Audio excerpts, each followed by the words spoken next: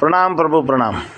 श्री महाभद्रकाली सैन्य सिद्ध शक्तिपीठ टपकेश्वर उत्तराखंड में डॉक्टर साहब आपका बहुत बहुत शर्मा जी धन्यवाद।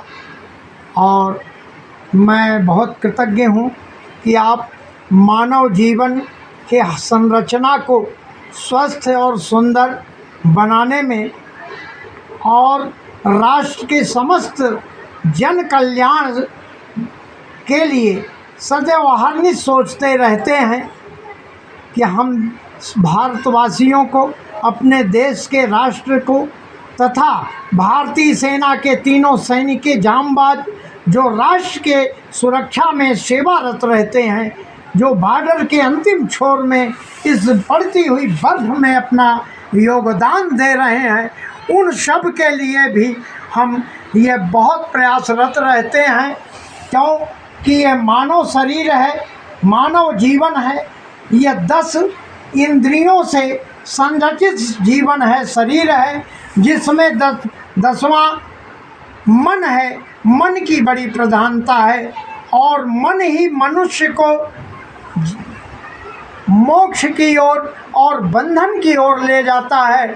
मना एव मनुष्याणाम कारणम बंध मोक्षयो। इस उक्ति जो श्रीमद् भागवत की यह बड़ी प्रसिद्ध उक्ति है, गीता की यह परम पवित्र उक्ति है, जिसे मन के द्वारा स्थिर करके अर्जुन को उपदेश देते हुए कहा भगवान कृष्ण ने कि आप अपने मन को स्थिर करके मेरी बात को सुनो, और श्रवण किया, उस ज्ञान को प्राप्त किया।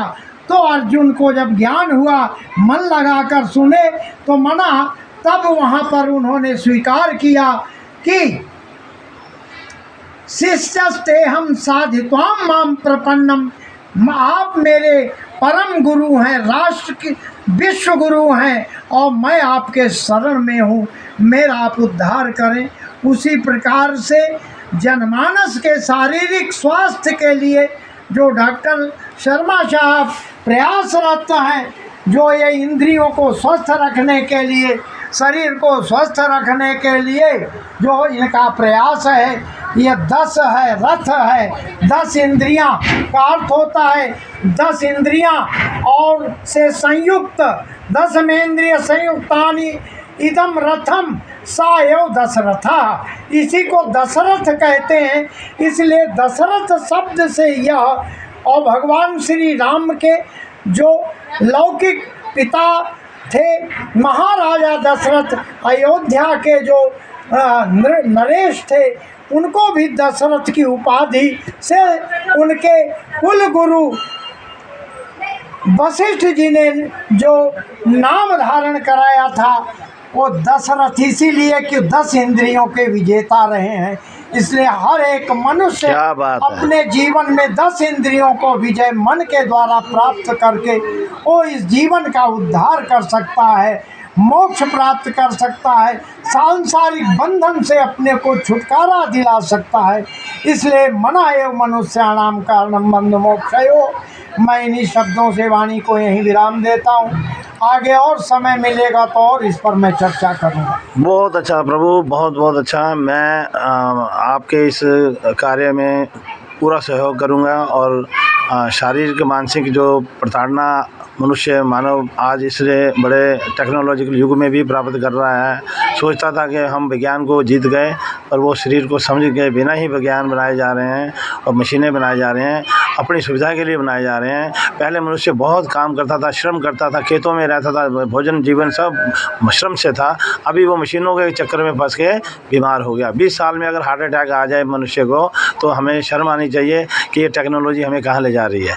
तो टेक्नोलॉजी ने कोई शक नहीं है, उत्पादन बढ़ा दिया, मशीनें आ गई, खाना बढ़ गया, सब चीज़ें बढ़ गई, कपड़ा बढ़ गया, सब बढ़ गया, पर शरीर का नुकसान, उसके लिए 20-30 साल से हम काम कर रहे थे। अब हमने जो प्राप्त किया, मैं आपसे बहुत धन्यवाद डॉक्टर साहब, बहुत बहुत साधुवाद आपको। बिकॉज आप जैसे पुरुष मानव जो मानवता को सोचते हैं, ये शरीर मानसिकता से बिगड़ जाता है, पागल हो जाता है, धन कमा रहा है, गलत काम कर रहा है तो उसको समाज को सही रास्ते पे रखना है तो उसका शरीर सबसे पहले ठीक करना होगा।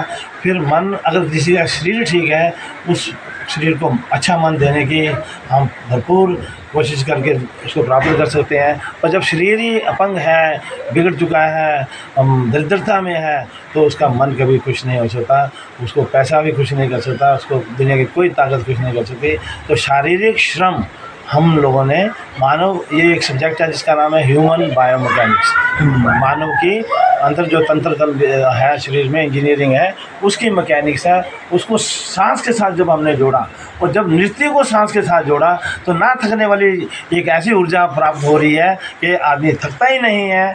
24 घंटे में अगर 6 घंटे सो जाए, अपने दिमाग को सुला दे 6-8 घंटे, तो बाकी घंटे वो मानवता को और अपने परिवार के लिए और किसी भी कार्य के लिए लगा सकता है। तो क्या बात। बोलिए श्री त्र्यंबकेश्वर महादेव की जय। हर हर